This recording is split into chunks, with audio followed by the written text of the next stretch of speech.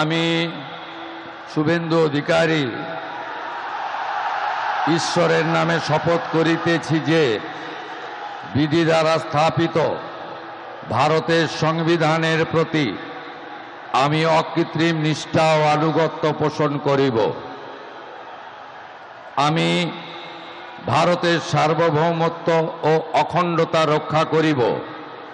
পশ্চিমবঙ্গ রাজ্যের মুখ্যমন্ত্রী রূপে আমার কর্তব্যসমূহ নিষ্ঠাপূর্বক এবং বিবেকসম্মতভাবে নির্বাহ করিব এবং ভয় বা পক্ষপাত, প্রীতি বা বিদ্বেষ রহিত হইয়া সকল শ্রেণীর জনগণের প্রতি সংবিধান ও বিধি অনুসারে ন্যায় আচরণ করিব।